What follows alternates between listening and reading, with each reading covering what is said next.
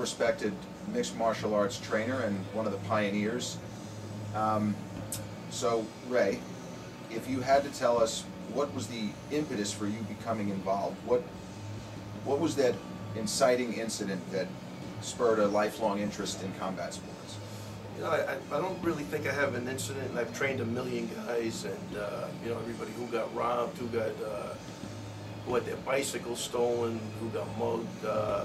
But I did hang out when I was really young. I hung out with older guys in the neighborhood playing sports, and I was intrigued by, they would always tell me about this little guy in the neighborhood who was a good fighter, who did martial arts. And we're talking, we're in like 1970, 71 now, so there wasn't the internet, there wasn't anything, you know, it was more word of mouth stories at that point.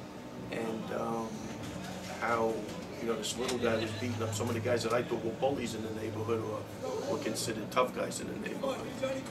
And that's really what intrigued me. And then I started to, you know, what does he do? And you know, he's into karate and this and that. And I was probably about 12 or 13, which back then, you didn't have schools on every corner.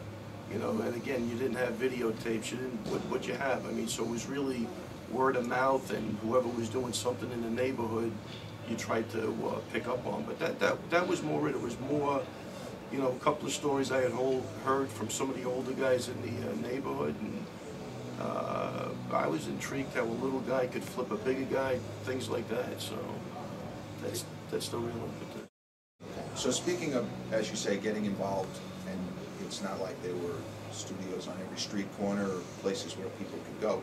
But as we say, you were considered one of the early pioneers of mixed martial arts. You were involved almost from the beginning, at least in the United States, more than 20 years ago. So for yourself, why were you interested in mixed martial arts as opposed to, let's say, other forms of fighting?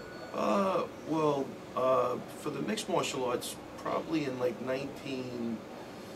83, maybe something like that, I got involved with doing Jeet Kune Do, which was obviously Bruce Lee's style of martial arts. And if you really go back and look, they consider him kind of like the pioneer or the grandfather. He had the insight years ago that, you know, there were different ranges of fighting. You know, when guys were still just doing like, you know, katas and were more, you know, karate practitioners, you know, he knew that wrestling was a martial art. He recognized boxing as a martial art.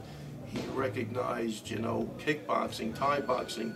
He did his research, and I think he kind of had, like, again, I mean, that was at the time, he had to be in the 60s, 1960, whatever. I mean, to have the foresight to see where that was going, and you have to kind of, it might sound weird now, but you have to put yourself in that time, if you could, which is hard for most people that are below, you know, the age of 40 probably, that there really was nothing. So when he would say put on a pair of boxing gloves, or he was hitting a heavy bag, that was considered crazy, believe it or not. You know, nobody was doing that. Everybody was doing their katas or whatever martial art they had. So I mean, you know, becoming involved in Jeet Kune Do was, you kind of already were wrestling. You were doing not to the sophistication of today's martial arts, but you had the framework. So when the you know, the UFC started, we were already kind of grappling and blending the kick in with the ground stuff, and it kind of seemed like a natural progression to me. Okay. Well, speaking of which, now, in more latter day, you're, as you know, considered one of the best striking coaches in the UFC. You're credited with helping the great upsets Matt Serra defeat George St. Pierre. If you could explain, why is your style of strike training unique, or what is it about your technique that makes it special?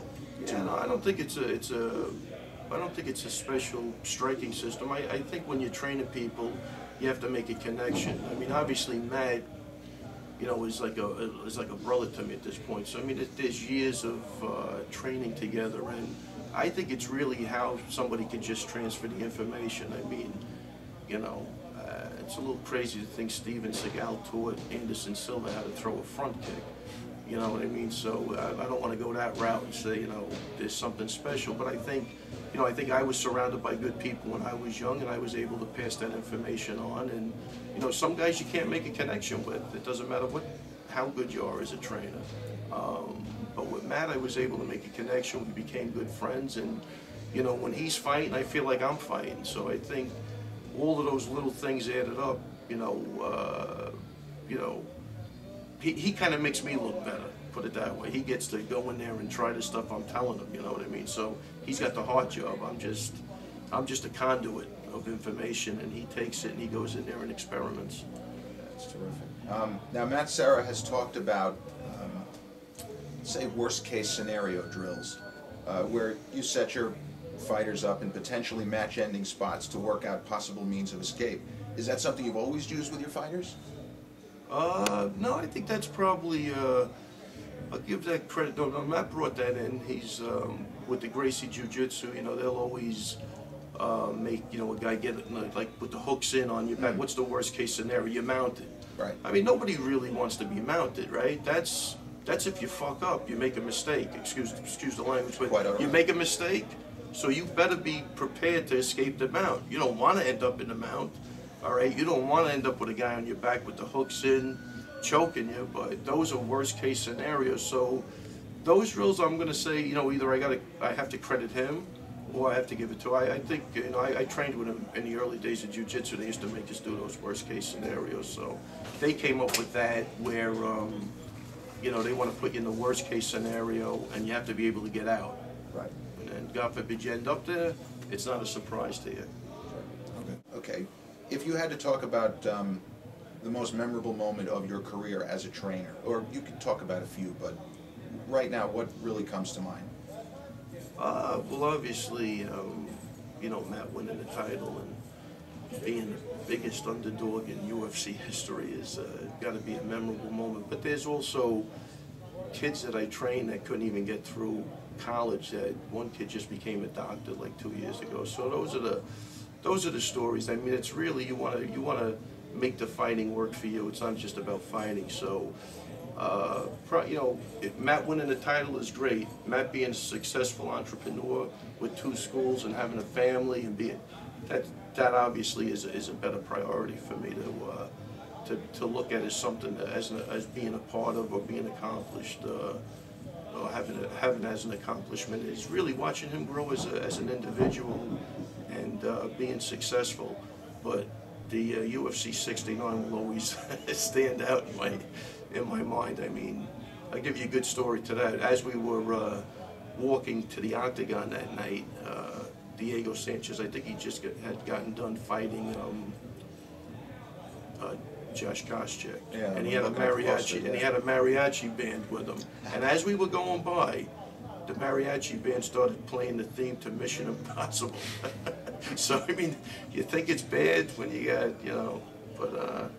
He was able to pull it out, and I guess the rest is history. So that's a great moment. But I really like when I see a guy who's got the potential to end up as a security guard or or as a civil servant. Not that there's anything wrong with that, and really elevate himself to another level through the martial arts that's always great. And I got a million of those stories. I think that's what keeps me going. Now, much of your clientele now come from all walks of life. You're not just dealing with elite athletes. So you as a trainer, how do you change your techniques, or how do you train a very fit accountant, for argument's sake, versus somebody that wants to be an elite level fighter? Let's say a 20-year-old kid, fresh out of high school with a fighting background. How do you start one versus the other, and how does that progress? Honestly, I train them the same way. I watch the sparring. It has to be different, depending on how old everybody is. But I have other people.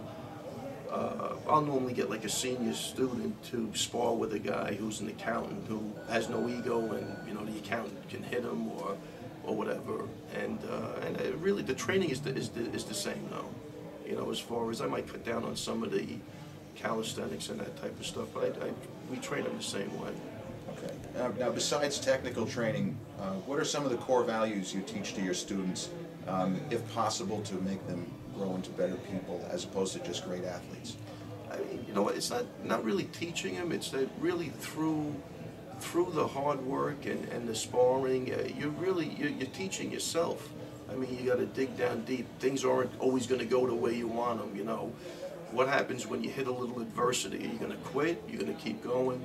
I mean, those are things that are going to come from within, but through the sparring, they're going to learn. And it's really just the hard work and then having somebody there to guide them when they encounter some of these things.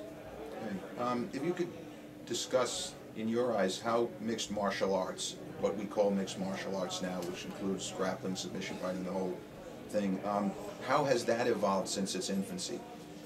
No, man, I mean, you just go back and look at, you know, UFC 1 through 10 and look at UFC 120 to 128 or 27, whatever we're up to.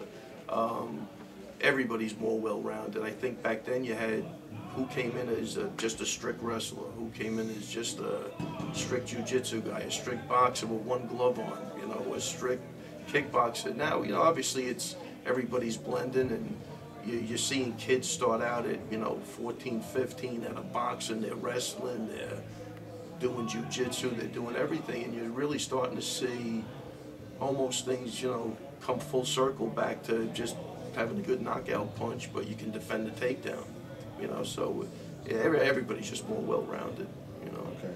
Well, speaking of well-rounded, it's very obvious that having a wrestling foundation is a great background. Could you, let's say, expand deeper into this? Can you talk more about that? Yeah, I tell you, you know, a couple of years ago, I picked up a student, Chris Weidman. He's a 4-time All-American out of Hofstra. And, I mean, he beat Ryan Bader in college, he beat Phil Davis, he beat some of the notable guys. Now, he's a Ring of Combat champ, he's 4-0, but he really kind of made me look at the wrestling a little different. You know, it was probably more jiu-jitsu, you needed the wrestling, but I'll tell you one thing wrestling brings, man, it brings a different skill set with it. It's the intangibles of that hard work, and these guys push themselves beyond probably any limit of the other martial arts that I've been involved with. They just, if you can get to like an All-American status or you're a Division I wrestler, it doesn't happen by accident. I mean, there's been a lot of hard work and sacrifice. So they're already coming in with some of the intangibles that are hard to teach. You know what I mean? So if a guy then is acclimated and he's willing to expand into the striking and some of the other stuff, I mean, that's a pretty good, you know, foundation to have. And I think if I had to pick, it's got to be up there now, man, because it's not even the wrestling. It's the sacrifice and the hard work these guys put in and the dedication that's going to transfer over into mixed martial arts now. Now, would you say that